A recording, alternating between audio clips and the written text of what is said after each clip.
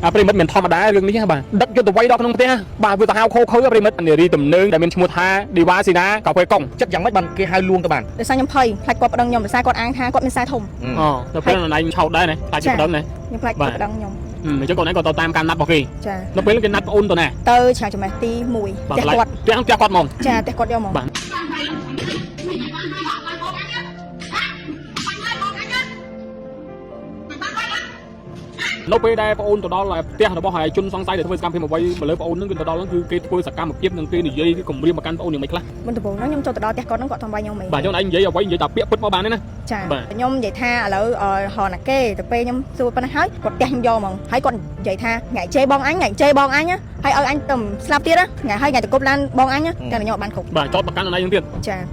ហើយពេលគាត់ខ្ញុំវាយខ្ញុំអស់ចិត្តអស់ចង់ហើយគាត់ហៅប៉ូលីសមកនៅឆាវចំេះទី2វាយប្រើ5អំពើហិង្សាមកលើប្អូនហើយយកប្អូនទៅវាយដល់ក្នុងផ្ទះប្រើ5អំពើហិង្សាហៅប៉ូលីសមកទៀតចាចាប់ខ្ញុំទៅទៀតចាប់ខ្ញុំទៅសួរព័ត៌មានតែក្បាលខ្ញុំពកប៉ុណ្ណានៅអូអត់ឲ្យយកទៅពេទ្យបែកមាត់ទៀតហត់យកខ្ញុំទៅពេទ្យទៀតខ្ញុំសុំយកកូនខ្ញុំទៅពេទ្យគេអត់ឲ្យយកទៅពេទ្យទេចាគាត់គម្រាមខ្ញុំទៀតយ៉ាងគម្រាមចូលទៅដល់ភ្លាមខាងប៉ោះគម្រាមខ្ញុំទៀតចាពេលដល់ប៉ោះហេតុអីមិនអូនមិនប្រាប់ប៉ូលីសប៉ោះគេថាបងម្នាក់ស្រីដេវ៉ាស៊ីណានឹងធីមកាហ្វេកុងគាត់ហៅខ្ញុំទៅផ្ទះវាយធ្វើបាបខ្ញុំអត់ព្រមប្រាប់ទេហើយពូតែគាត់ស្ដាប់ខ្ញុំទេអត់ស្ដាប់ទៀតចាគាត់ស្ដាប់ខ្ញុំហើយគាត់នៅតែសួរដដែលរឿងអ្នកគប់ឡានហ្នឹងគេថាយើងខុសដោយសារយើងសេហើយគាត់ថាចាថាហែងវាយប៉ុណ្ណឹងសមហីគេថាវាយខ្ញុំប៉ុណ្ណឹងត្រូវឲ្យសមហីធម្មវាយចឹងហីហើយផ្ទះចេះគេទាំងខ្ញុំអត់បានគប់ហើយចោលខ្ញុំដដែលនៅប៉ុស្ណាគេយកណៃទៅប៉ុស្ណាចាញ់ទី2ខ្ញុំឈឺចិត្តយូរខ្ញុំចង់ប្តឹងតែខ្ញុំវាអត់មានផុសតាងអីយើងមានតែរូបភាពដែលកូនយើងគេត្រូវវាយបាទប៉ុន្តែឥឡូវយើងមានវីដេអូហើយចាដល់មានវីដេអូចឹងទៅខ្ញុំថាកូនមានតែទៅរកលោកពូតែប៉ុនទៅឲ្យលោកពូជួយទៅពីព្រោះគេវាយគាត់អីសាហាវណាបាទម៉ែឃើញម៉ែឈឺចិត្តណាសួរត្រឡប់ក្រោយទៀតបងអាយុប៉ុន្មានទេខ្ញុំអាយុ16 17ទេពូ16 17ឆ្នាំអានិកជនអានិកជនបាទហើយម្នាក់ដែលវាយបងអាយុខ្ទង់ប្រហែលប៉ុន្មាន20ជាងហើយពូ20ជាងហ្នឹងមានប្តីមានអីហីមានប្តីមានអីទៀតចាបើតាមបងចាំផ្សាយដេវ៉ាស៊ីណាក្រុមដេវ៉ាស៊ីណាកាហ្វេកុងហ្នឹងដូចជាប្រហែលថ្ងៃមុនហ្នឹងយើងផ្សាយមួយសារឲ្យដេញធាក់គេតាមដងផ្លូវត្រូវទេបងក្រុមគាត់ហ្នឹងឯងចានឹងក្រុមកាហ្វេកុងហ្នឹងចាអូបាទរឿងនេះតាំងពីចូលឆ្នាំម្លេះចាថ្ងៃទី17ឆ្នាំថ្ងៃទី17ខែ4គាត់ថារឿងអវតារហ្នឹងអត់ទាន់ចប់ទេបាទអត់ទាន់ចប់ហើយបន្ថែមរឿងទៅរំលឹកគ្នាបែកគ្នាវីដេអូហ្នឹងបាទឥឡូវនឹងបន្ថែមរឿងបែកគ្នាទៀតបាទពាក់ព័ន្ធនឹងរឿងចរាចរណ៍សោះឥឡូវបែកជាមកគ្នាកណាដាសៀបាទសៀសោះបាទឥឡូវបែកជាដឹកគ្នាទៅវាយដល់ក្នុងផ្ទះហើយថែមទាំងប្តឹងសមត្ថកិច្ចទៀតអូនសៀទៅលើរថយន្តអវតារហ្នឹងគឺយ៉ាងម៉េចមុនដំបូងហ្នឹងដោយសារតែឡានហ្នឹងបានជិះមកគៀខ្ញុំហើយទៅខ្ញុំខឹងហើយគៀគ្នាខ្ញុំដែរហើយក៏គាត់ជិះរត់បាត់ទៅក៏អ្នកនៅកន្លែងហ្នឹងក៏គេដេញគប់តែពេលខ្ញុំដល់ផ្ទះទៅក៏ខ្ញុំឃើញគេប៉ុស្ចាឃើញគេប៉ុស្ផុសពេកហ្នឹងក៏ខ្ញុំแชร์ដែលប្រើពាក្យសម្ដីមិនសមរម្យប្រកម្មចាស់ឡានបាទហើយខ្ញុំក៏แชร์ទុកចោលមកយកទៅក៏ខាងគេបងប្អូនខាងនោះក៏មាន5ទៅបុកខ្ញុំបងប្អូនគាត់ហ្នឹងមាន5ទៅបុកខ្ញុំហើយទៅក៏ពេលបងប្អូនគាត់ឃើញទៅក៏ប្រាប់គាត់ពេលប្រាប់គាត់ទៅគាត់ក៏បកកើតគ្រប់ហើយអូ member គាត់ផ្សេងគ្នារបស់គាត់ហ្នឹងមកជេរព្រួតខ្ញុំជេរប្រមាថខ្ញុំហើយថាទាំងពលួងខ្ញុំថាគម្រាមខ្ញុំគាត់មានខ្សែគាត់មានថាគាត់មានខ្សែទាំងពេលចឹងទៅគាត់ធ្វើខ្ញុំក៏បានដែរថាទៅបីបើក map រត់ក៏គាត់តែរកឃើញវាយថ្ងៃទៅបានអ្នកដែលវាយអស់កន្លះហៅអូនឯងនឹងជាអ្នកណាម្ចាស់រឿងហ្មងឈ្មោះអីឈ្មោះដេវ៉ាស៊ីណាដេវ៉ាស៊ីណាកាហ្វេកុងចានៅធីមកាហ្វេកុងបាទហើយប្តឹងគេឲ្យដាក់អីតាមហ្នឹងគេឲ្យយើងដាក់លុយអីណាអីចឹងណាចាហើយដល់ពេលចឹងទៅខ្ញុំអត់ហើយខ្ញុំអត់ចង់និយាយថាខ្ញុំអត់ហ៊ានឲ្យលើគេថាខ្សែធំចាការពារក្តីឬគេណាចាដោយសារគេថាគេខ្សែធំណាខាងហ្នឹងគេខ្សែធំណាចឹងយើងអត់ហ៊ានហើយចឹងនៅក្នុងថ្ងៃនេះហើយបងឲ្យសម្ដេចចិត្តរំលាយរឿងនេះចេញមកដោយសារខ្ញុំឃើញមានរូបភាពដោយសារពេលដែលគេវាយកូនខ្ញុំដំបូងហ្នឹងចាវីដេអូទៅបាយធ្លាយមកចាទៅបាយធ្លាយមកទេវីដេអូទៅបាយធ្លាយពីណាមកដែរខ្ញុំចង់ដឹងថាវីដេអូហ្នឹងធ្លាយចេញពីអ្នកណាព្រោះអ្នកវាយផ្សេងអ្នកថតផ្សេងទៀតបាទវីដេអូហ្នឹងខ្ញុំអត់ដឹងដែរដល់ខ្ញុំមើល Facebook ទៅខ្ញុំឃើញ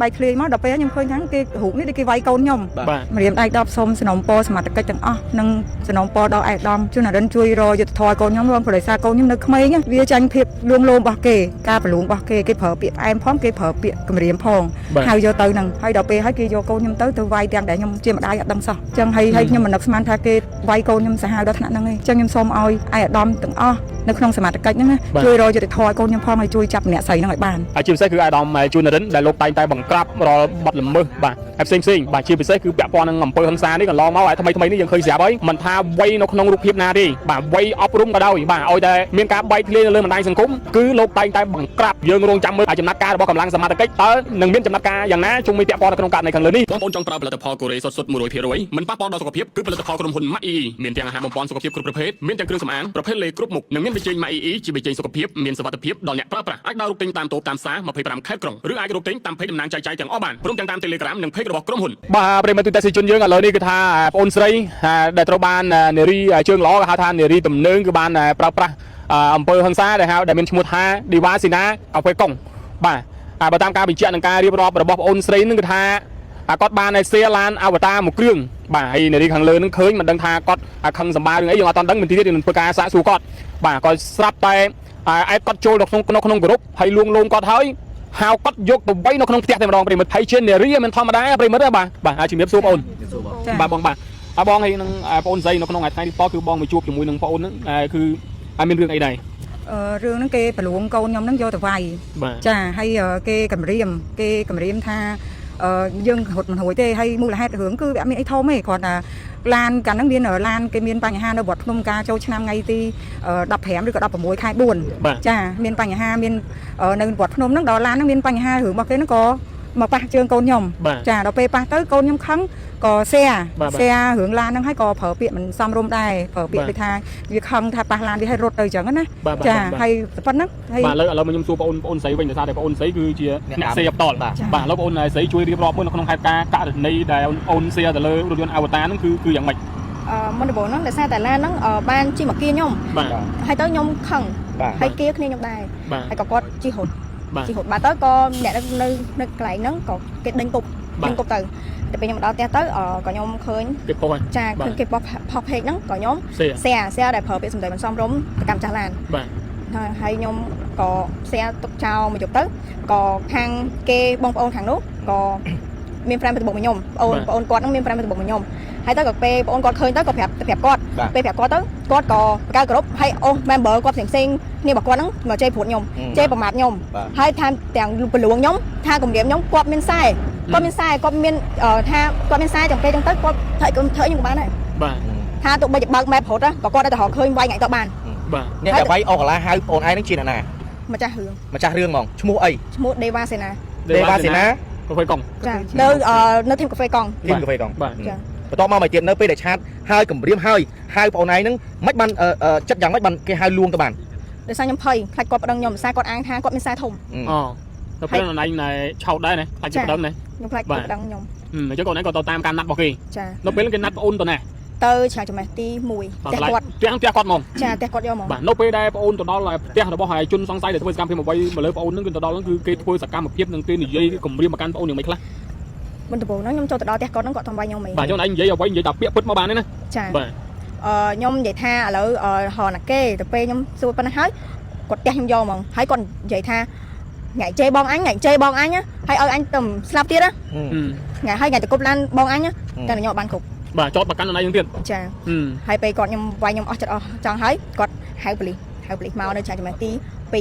វាយប្រើ5ពើហឹង្សាមកលើបងអូនហើយយកបងអូនវាយដល់ក្នុងផ្ទះប្រើ5ពើហឹង្សាហៅប៉ូលីសមកទៀតចាចាប់ខ្ញុំទៅទៀតចាប់ខ្ញុំទៅសួរព័ត៌មានតែក្បាលខ្ញុំពកប៉ុណ្ណានៅអូអត់ឲ្យយកទៅហើយបែកមាត់ទៀតហត់យកខ្ញុំទៅពេទ្យទៀតខ្ញុំសុំយកកូនខ្ញុំទៅពេទ្យគេឲ្យយកទៅពេទ្យទេបាទចាគាត់គម្រាមខ្ញុំទៀតពីយ៉ាងគម្រាមចូលទៅដល់ភ្លាមខាងប៉ោះគម្រាមខ្ញុំទៀតថាម៉េចថាឥឡូវសួរថាឲ្យមើលវីដេអូថាណាគេតែខ្ញុំអត់ស្គាល់ទេហើយគាត់ចោលថាមិនហៅស្គាល់ទេហើយស្គាល់តែហៅចង់ប្រាប់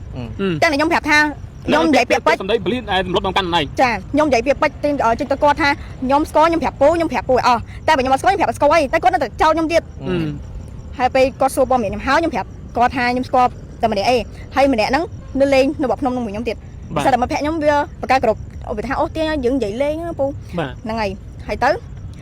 ពូប៉ោះហ្នឹងក៏គាត់ចោលខ្ញុំទៀតថាហែងជក់មែនហែងបាយ CBD មែនអូចឹងទៀតបាយនិយាយច្រើនហើយបាយ CBD មែនតែខ្ញុំត្រូវការយករត់ទៅធွာខ្ញុំតែគាត់អត់មានរយទាំងអស់គាត់នៅទៅសួរសម្លុតខ្ញុំត្រែហើយគាត់ថាគាត់ចោលខ្ញុំទៀតថាអ្នកដែលកុបឡានគេហ្នឹងតងសាណឯងមែនតែខ្ញុំថាមិនមែនទេគាត់អ្នកស្គាល់ធម្មតាលេងបាញ់ទឹកហ្នឹងគាត់នៅស្លុតខ្ញុំត្រែស្លុតឲ្យទទួលស្គាល់ស្លុតខ្ញុំទទួលស្គាល់ថាខ្ញុំហ្នឹងជក់ចឹងមែនខ្ញុំហ្នឹងសង្សារចឹងមែនខ្លួនឯងចាំមុខណែសមត្ថកិច្ចដល់ស្លុតឯងហ្នឹងបើឃើញទៅចាំហ៎ចំណាស់មែនទេចំណាស់ដែ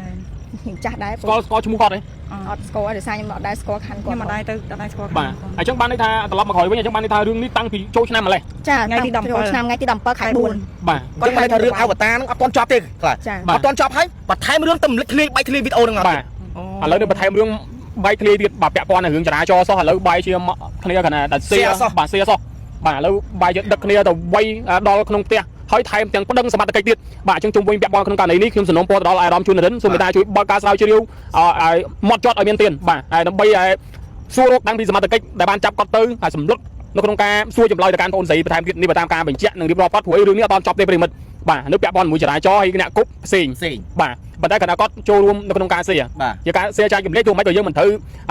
លួងលោមគ្នាដឹកគ្នាទៅវៃទៅប្រើប្រាស់ពើងសាយឲ្យអត់ត្រូវទេ ចុះអាពេលដែលដល់ប៉ោះហេតុអីមិនប្អូនមិនប្រាប់ប៉លីសប៉ោះគេថាបងម្នាក់ស្រីដេវ៉ាស៊ីណានឹងធីមកាហ្វេកុងគាត់ហៅខ្ញុំទៅផ្ទះវាយធ្វើបាបខ្ញុំអត់ព្រមប្រាប់ទេ ហើយពូតែគាត់ស្ដាប់ខ្ញុំទេ អត់ស្ដាប់ទៀត ចាគាត់ស្ដាប់ខ្ញុំគាត់នៅតែសួរតារារឿងអ្នកគប់ឡានហ្នឹង គេថាយើងខុសដោយសារយើងแชร์ ហើយគាត់ថាចាថាហើយវាយប៉ុណ្ណឹងសមហី គេថាវាយកូនខ្ញុំប៉ុណ្ណឹងឲ្យត្រូវឲ្យសមឲ្យធម្មវាយចឹងហី ហើយស្អាចេះគេទាំងខ្ញុំអត់បានគប់ហើយចោលខ្ញុំតារា នៅប៉ុស្តិ៍ណាគេយកណៃទៅប៉ុស្តិ៍ណា ចាញ់មែនទី2 ស្រាំងចម្លែកទី2 ទី2 ទី2 អញ្ចឹងរឿងករណីដែលគេដឹកកណ្ដាលយកទៅវៃហ្នឹងកើតឡើងនៅនឹងដែរណា កន្លែងវាយដែលគាត់វាយខ្ញុំហ្នឹងនៅច្រាំងមែនទី1តែពេលប៉លីសដែលដឹកខ្ញុំទៅហ្នឹងច្រាំងមែនទី2 អូ ហើយភ្លាមហ្នឹងប៉លីសប៉ោះមិនបានឲ្យអនឡាញទៅផ្ទះវិញ ដោយសារ ខ្ញុំទៅសុំ សុំមិនបង សុំមិនបង ខ្ញុំថាកូនខ្ញុំមានខុសអីទេចាខ្ញុំសុំចឹងឲ្យគាត់មុនដំបូងចោលកូនខ្ញុំរកយកកូនខ្ញុំទៅស្នងការ បាទ ដល់យកកូនខ្ញុំទៅស្នងការខ្ញុំភ័យពេកខ្ញុំក៏ហៅប្តីខ្ញុំទៅហៅប្តីខ្ញុំមកប្តីខ្ញុំគាត់ថាកូនខ្ញុំអត់មានខុសអីទេមានបញ្ហាអីត្រូវយកកូនខ្ញុំទៅស្នងការដោយសារកូនខ្ញុំអត់មានពាក់ព័ន្ធនឹងការបញ្ហាគប់ឡានគ្រោះថ្នាក់ហ្នឹងទេមានតែឡានហ្នឹងមកប៉ះកូនខ្ញុំចាហើយដល់ពេលចឹងទៅគេធៀមមុខធៀមខ្នោះដាក់កូនខ្ញុំហ្នឹងតែដល់ពេលប្តីខ្ញុំគាត់ចូលទៅនិយាយចឹងទៅហើយប្តីខ្ញុំគាត់ថាគាត់ស្គាល់គេដែលគេខាងដូចថាប៉លីសអីចឹងដែរគាត់សួរចឹងណាសួរចឹងទៅហើយអត់មានពាក់ព័ន្ធកូនខ្ញុំទេសូម្បីតែរូបភាពវីដេអូដែលមានបញ្ហាគប់ឡានក៏អត់មានកូនខ្ញុំនៅក្នុងហ្នឹងដែរតែគាត់ចោទថាកូនខ្ញុំហ្នឹងគប់ដែរចាហើយដល់ពេលរូបភាពប្តីខ្ញុំថាអត់មានទេ គប់ណាផុសតាំង ចាសួរផុសតាំងហើយគាត់អត់បញ្ចេញឲ្យទេខ្ញុំថាខ្ញុំសួរគាត់ដែរថាបើសិនលពូបើកូនខ្ញុំគប់ចឹងមែនកូនខ្ញុំធ្វើចឹងមែនខ្ញុំសុំមើលតិចមកគាត់អត់ឲ្យយើងមើលទេគាត់នៅតែចោទថាកូនខ្ញុំគប់ហើយខ្ញុំថាអត់ទេដល់ពេលប្តីខ្ញុំទៅនិយាយទៅគាត់ក៏ឲ្យកូនខ្ញុំមកផ្ទះវិញថាសើបន្តសិនចាចុះសើបន្តហេតុអីបងមិនព្រមប្តឹងប៉លីសបន្ថែមទៀតដែលគេវាយកូនបងនេះ ពេលហ្នឹងខ្ញុំចង់ប្តឹងដែរខ្ញុំសួរគាត់ដែរខ្ញុំថាខ្ញុំចង់ប្តឹងឲ្យគេក៏និយាយថាប្តឹងក៏មិនឈ្នះគេដែរ គេមានខ្សែ ចាគេមានខ្សែធំហើយរួចទៅគេថាកូនខ្ញុំហ្នឹងខុសសៀអញ្ចឹងហើយគេមានខ្សែធំហើយយើងអត់យើងប្តឹងមិនឈ្នះគេទេចាហើយគេដេញខ្ញុំឲ្យខ្ញុំទៅប្តឹងនៅខាងប៉ុស្តិ៍ច្រាំងចម្រេះទី1វិញចាហើយដល់ពេលអញ្ចឹងទៅខ្ញុំអត់ហ៊ានទៅប្តឹងដោយថាប្តឹងទៅយើងអត់ហ៊ានហ្មងដោយសារគេនិយាយចឹង អាណិតកូនទេនៅពេលដែលឃើញគេអត់វាធ្វើបាបកូនឡើងប៉ោងវ៉ាអញ្ចឹង ណាត់ពេលទៅដល់សុំប៉លីសសុំដំបងគេឲ្យជួបកូននេះទៅដល់ខ្ញុំសុំជាពេលអំបរគាត់ថាខ្ញុំសុំមើលកូនខ្ញុំតិចមកហើយគេក៏ប្រហែលទ្វាខ្ញុំឃើញកូនខ្ញុំមុខឡើងពីអស់ហ្មង បាទគេវាយទៅកន្លែងណាខ្លះដែរបង ឡើងពកវាមកជាហៀងមុខចេះហើយបែកមាត់ប្រោងដៃហើយជាប់អស់ហើយមុខឡើងវាមកជាហៀង បងអូនចាំបានទេអ្នកដែលប្រើប្រាស់អំពើហិង្សាមកកាន់បងអូនគឺមានប្រមាណអ្នកទាំងអស់ មានតែម្នាក់ឯងមានតែគាត់ម្នាក់ឯងពូ មានតែម្នាក់នឹងម្នាក់ទេ បញ្ជាក់ឈ្មោះម្ដងទៀតមកបងអូន ឈ្មោះដេវ៉ាសេណានៅធីមកាហ្វេកង់ហើយជា leader ធីមទៀត វាយបងអូនហ្នឹងគឺវាយប្រើប្រាស់ឲ្យវាយនឹងដៃឬក៏បងថោរឹងឬក៏យ៉ាងម៉េច យកដៃវាយយកហ្មង បងអាចប៉ាន់ស្មានបានទេសរុបទុំទាំងអស់ប្រហែលជាប្រមាណដៃប្រមាណជើង ច្រើនពូ វាយឡើងវាអត់ដឹងគេវាយប៉ុណ្ណា នៅពេលដែលគេវាយទន្ទ្រុបមកលើបងអូននៅពេលហ្នឹងបងអូនមានបានអំពះស្ពះអំបកគេជប់វាយទេ សុំដែរពូតែគាត់នៅវាយគាត់នៅថាខ្ញុំនឹងគប់ឡានគាត់ បាទអាប្រិមិត្តមិនធម្មតារឿងនេះបាទដឹកយកទៅវាយដល់ក្នុងផ្ទះបាទវាទៅហៅខូខើប្រិមិត្តបាទបងប្អូនយើងបានឃើញព័ត៌មានពាក់ព័ន្ធជាមួយនឹងអ៊ុំស្រីម្នាក់ដែលគាត់ជាអ្នកបម្រើការងារនៅក្នុងផ្ទះនៅក្នុងបាយទៅបាទគេវាយនៅក្នុងផ្ទះបាទឃើញហើយវាពិតជាសាហាវប្រិមិត្តទូទាំងជនយើងហើយខ្ញុំជឿថាมันអាចរត់រួចទេ បាទភាពយុត្តិធម៌តែមាន ភាពយុត្តិធម៌នឹងមានបាទហើយខ្ញុំសុំសួរត្រឡប់មកខាងក្រោយតិចហើយចុះអារឿងដែលកើតហេតុនៅក្នុងថ្ងៃហ្នឹងហេតុអីបានជាយើងអត់ព្រមរកព័ត៌មានធ្វើការផ្សព្វផ្សាយយើងទៅតែក្នុងថ្ងៃនេះយើងបែរជាធ្វើការផ្សព្វផ្សាយ ដោយសារចេះដោយសារពេលមានរឿងហ្នឹងខ្ញុំទៅសួរខាងប្រធានភូមិខ្ញុំសួរប្រធានភូមិហើយខ្ញុំថាខ្ញុំចង់ប្តឹងគេវាយកូនខ្ញុំអញ្ចឹងណាចាដល់ពេលអញ្ចឹងខាងប្រធានភូមិហ្នឹងគាត់ទៅខាងច្រាំងចម្រេះ2ដែលចាប់កូនខ្ញុំហ្នឹងដល់ពេលហើយខាងប៉ូលីសច្រាំងចម្រេះ2ហ្នឹងគេនិយាយមួយបងមេភូមិហ្នឹងថាកូនហ្នឹងស្រាជេគេខ្លាំងអញ្ចឹងគេវាយអញ្ចឹងសមហីគេថាអញ្ចឹងហើយបើចង់ប្តឹងក៏ប្តឹងទៅហើយប្តឹងគេឲ្យដាក់អីតាមហ្នឹងគេឲ្យយើងដាក់លុយអីណាអីចឹងទៅណាចាហើយដល់ពេលអញ្ចឹងទៅខ្ញុំអត់ហើយខ្ញុំអត់ចង់និយាយថាខ្ញុំអត់ហ៊ានឲ្យលើគេថាខ្សែធំចា ការពារក្តីគេណា ចាដោយសារគេថាគេខ្សែធំណាខាងហ្នឹងគេខ្សែធំណាអញ្ចឹងយើងអត់ហ៊ានអញ្ចឹងក្នុងថ្ងៃនេះហើយបងឲ្យសម្ដេចចិត្តរំលាយរឿងនេះចេញមក ដោយសារខ្ញុំឃើញមានរូបភាពដោយសារពេលដែលគេវាយកូនខ្ញុំដំបូងហ្នឹង ចាវីដេអូតំបៃធ្លាយមក ចាតំបៃធ្លាយមកទេ វីដេអូតំបៃធ្លាយពីណាមកដែរ ខ្ញុំចង់ដឹងថាវីដេអូហ្នឹងធ្លាយចេញពីអ្នកណាព្រោះអ្នកវាយផ្សេងអ្នកថតផ្សេងទៀត បាទ វីដេអូហ្នឹងខ្ញុំអត់ដឹងដែរដល់មិញខ្ញុំមើល Facebook ទៅខ្ញុំឃើញខ្ញុំឃើញបាយធ្លាយមកដល់ពេលខ្ញុំឃើញថាគេរូបនេះដូចគេវាយកូនខ្ញុំចាដល់ពេលអញ្ចឹងទៅហើយណាមួយខ្ញុំឈឺចិត្តយូរខ្ញុំចង់ប្តឹងប៉ុន្តែខ្ញុំវាអត់មានផុសតាងអីយើងមានតែរូបភាពដែលកូនយើងគេត្រូវវាយបាទប៉ុន្តែឥឡូវយើងមានវីដេអូហើយចាដល់មានវីដេអូអញ្ចឹងទៅខ្ញុំថាកូនមានតែទៅលោកពូតែប៉ុនទៅឲ្យលោកពូជួយទៅពីព្រោះគេវាយកូនឯងសាហាវណាម៉ែឃើញម៉ែឈឺចិត្តណាគេវាយសាហាវខ្ញុំតែវាយកូនខ្ញុំអញ្ចឹងទេគេវាយកូនខ្ញុំសាហាវពេកដល់ពេលដែលបងឃើញសកម្មភាពគេប្រើប្រាស់អំពើហិង្សាមកលើកូនបងនៅក្នុងនាមបងដែលជាម្ដាយនេះមានការឈឺចាប់និងក្តុកក្តួលយ៉ាងបែបដែរហ្មងឈឺចាប់ខ្លាំងឈឺចាប់តាំងពីថ្ងៃដែលឃើញរបួសកូនដំបងឈឺចាប់ឃើញរបួសកូនដំបងហើយអត់ហ៊ានប្តឹងគេទៀតចាសុខចិត្តទ្រាំយកកូនទៅពេទ្យទៅមើលស្អំឲ្យកូនមើលកូនទាំងភាពឈឺចាប់ដល់យើងអត់ហ៊ានធ្វើអីគេបាទហើយឥឡូវជាចុងក្រោយនេះបងមានអីសំណូមពរទៅដល់កម្លាំងសមត្ថកិច្ចជាពិសេសគឺអាដាមជួននរិនបាទអគ្គស្នងការរងនិងជាស្នងការនគរបាលរាជធានីភ្នំពេញគឺលោកតែងតែបង្ក្រាបរាល់បទល្មើសផ្សេងបាទមិនថាហិង្សាមិនថាពាក់ព័ន្ធនឹងករណីទេបាទគឺលោកតែងតែបង្ក្រាបបាទឥឡូវគឺបងមានអីសំណូមពរដល់អាដាមជួននរិនដើម្បីឲ្យគាត់បើកការស្រាវជ្រាវជុំវិញពាក់ព័ន្ធក្នុងករណីខាងលើនេះហើយដើម្បីទាមទារយកភាពយុត្តិធម៌មកជូនកូនបងចាខ្ញុំមានតែលើកម្រាមដៃ10សូមសំណូមពរសមត្ថកិច្ចទាំងអស់និងសំណូមពរដល់អាដាមជួននរិនជួយរកយុត្តិធម៌កូនខ្ញុំព្រោះដោយសារកូនខ្ញុំនៅក្មេងវាចាញ់ភាពលួងលោមរបស់គេការប្រលួងរបស់គេប្រើពាក្យអែមផងគេប្រើពាក្យគម្រាមផងហៅយកទៅនឹងហើយដល់ពេលហើយគេយកកូនខ្ញុំទៅវាយទាំងដែលខ្ញុំជាម្ដាយអត់ដឹងសោះចាចឹងហើយខ្ញុំមិននឹកស្មានថាគេវាយកូនខ្ញុំសាហាវដល់ថ្នាក់ហ្នឹងទេចឹងខ្ញុំសូមឲ្យអាដាមទាំងអស់ដែលនៅក្នុងសមត្ថកិច្ចហ្នឹងជួយរកយុត្តិធម៌ឲ្យកូនខ្ញុំផងហើយជួយចាប់អ្នកស្រីហ្នឹងឲ្យបានបាទបងចាចុះបងអូនស្រីវិញបងចង់ដឹងរឿងរ៉ាវបន្តិចទៀតខ្លីបន្តិចទេដោយសារតែក្នុងរឿងរ៉ាវហ្នឹងមានអ្នកវាយផងហើយមានអ្នកចាំថតផងអ្នកណាអ្នកថតហើយអ្នកណាអ្នកអស់ទាញហើយអ្នកណាអ្នកចាំវាយខ្ញុំពេលហ្នឹងខ្ញុំគេត្រូវគាត់វាយខ្លាំងចឹងខ្ញុំមើលអីអត់ឃើញបាទយើងចាំតែម្នាក់ហ្នឹងទេអ្នកវាយហ្នឹងទេខ្ញុំចាំតែគាត់មួយឌីវ៉ាស៊ីណាក៏ពួយកុងអូខេបាទហើយឥឡូវបងអូនមានអីសំណូមពរទៅកាន់ថ្នាក់ដឹកនាំហើយដើម្បីធ្វើការជួយរកយុត្តិធម៌ជូនបងអូនណាចាខ្ញុំសូមឲ្យលោកពូថ្នាក់ដឹកនាំគ្រប់ជាន់ថ្នាក់ទាំងអស់សូមជួយរកយុត្តិធម៌រូបខ្ញុំផងដោយសារខ្ញុំអត់ដឹងរឿងទេខ្ញុំត្រូវបានគេចោទហើយត្រូវបានគេគំរាមកំហែងដែលយកខ្សែធំយកមកដាក់ខាងមុខហើយគំរាមខ្ញុំយកទៅវាយបាទមើលសួរត្រឡប់ក្រោយនេះបងអាយុប៉ុន្មានទេខ្ញុំអាយុ16 17នេះពូ16 17ឆ្នាំអតីតជនចាអតីតជនបាទហើយម្នាក់ដែលវាយបងអូនអាយុក្នុងប្រហែលប៉ុន្មាន20ជាងហើយពូ20ជាងហ្នឹងមានប្តីមានអីហីមានប្តីមានអីទៀតចាបើតាមបងចាំផ្សាយដេវ៉ាស៊ីណាក្រុមដេវ៉ាស៊ីណាកាហ្វេកុងហ្នឹងដូចជាប្រហែលថ្ងៃមុនហ្នឹងយើងផ្សាយមួយសារហើយដេញធាក់គេតាមដងផ្លូវត្រូវទេបងចាក្រុមគាត់ហ្នឹងឯងចានឹងក្រុម